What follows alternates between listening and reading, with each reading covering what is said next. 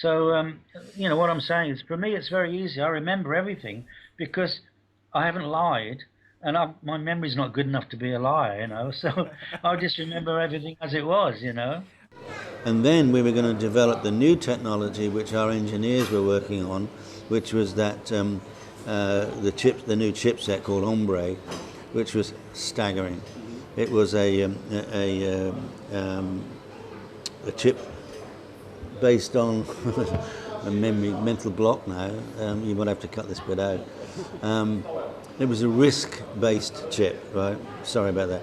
A RISC-based chip, to which they had put into it a 3D rendering engine. They'd put into it 5.1 surround sound stereo, because in 1993 that was now we've got 7.1, but in those days it was 5.1. But we all knew at some point in time we would have to have a leap forward, and that was we were banking on the project called Hombre, which was taking a RISC-based core and adding to it a 3D rendering engine, a Blizzard chip, chunky planar, 5.1 surround sound stereo was all in this bloody chip, right? That Dr. Ed Hepler was working on, and that was going to be our next product using that.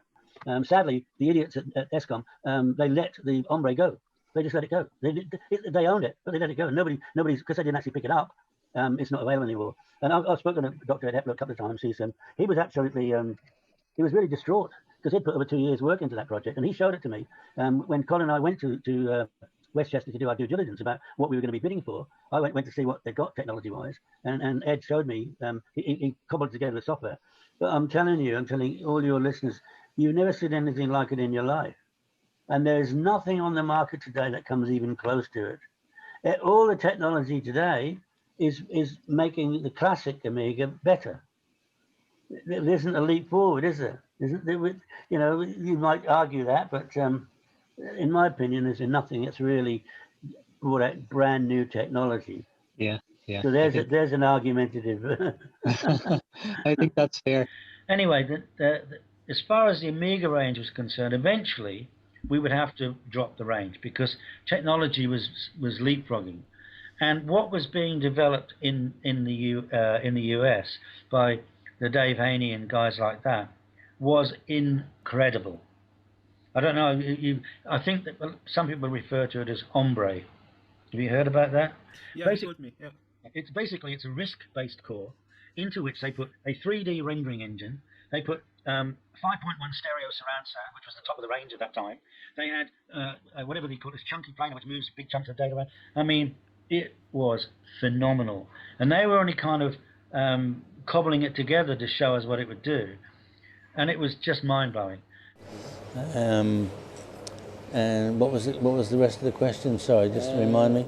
Yeah, this for me is the biggest tragedy of all, is that the pricks who ended up buying the Commodore assets, they let go what was being developed by the engineers in Westchester, which is the most amazing thing I've ever seen. They were developing the chip which was codenamed Hombre, which is like motherfucker. And it was very well named because they had taken the basic HP RISC core chip, to which they added a Blizzard chip, a 3D rendering engine. They had a 5.1 surround sound stereo built into the chip, right? And other things that I can't even remember. But they showed it was Dr. Ed Hepler, who actually was designing this.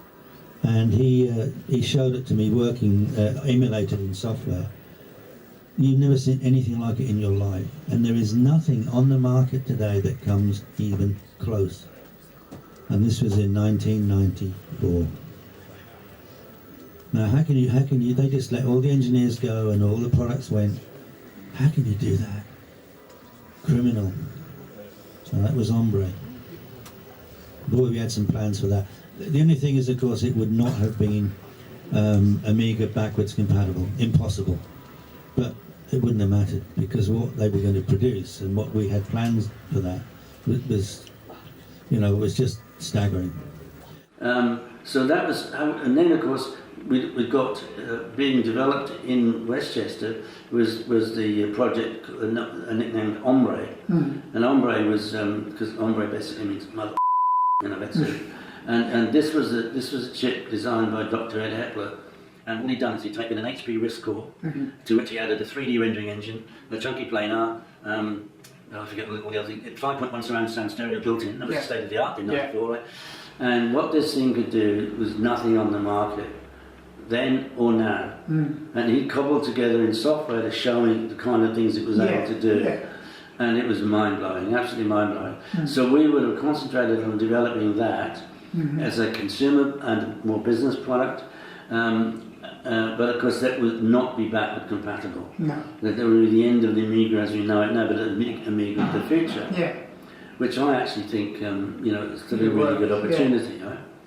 And there's a guy there called Dr. Ed Hepler, along with Dave Haney and other people. But Dr. Ed Hepler, and he showed me the product that he was working on, had been for the last 18 months, which was codenamed Hombre.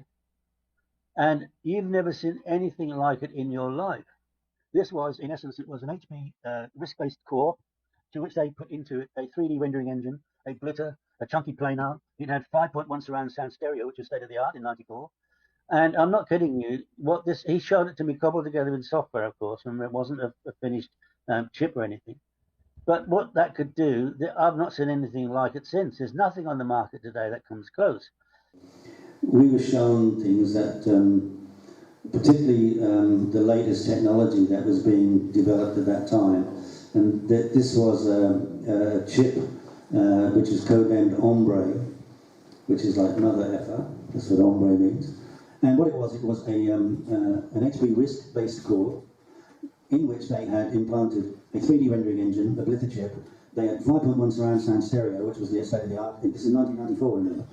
And they cobbled together and showed me what it could do. And let me tell you now, hand on heart, there is nothing on the market today that comes anywhere near close to that technology. And when ESCOM bought the assets, they just let it go. Well, Commodore in the US was working on a new project, which is codenamed Hombre. And Hombre was the result of a very, very clever man called Dr. Ed Hepler. And he'd been working on this for, 18 months, I think. And basically what he designed an HP RISC-based core, to which they added a 3D rendering engine, a blitter chip, a chunky planar. It had 5.1 surround sound stereo, which was state of the art in '94. And this thing was absolutely knock your socks off.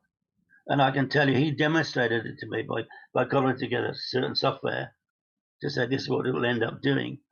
And I can tell you, Neil, there is nothing on the market today that comes close to it. Not even close to it.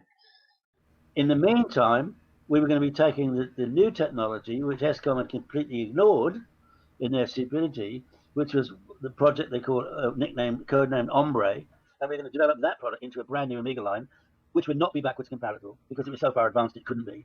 And you don't want to hang on to the tails of your old technology forever. So we were going to develop a new product range based around the Hombre chipset. And what exactly was Hombre? What did we never get to see? Right.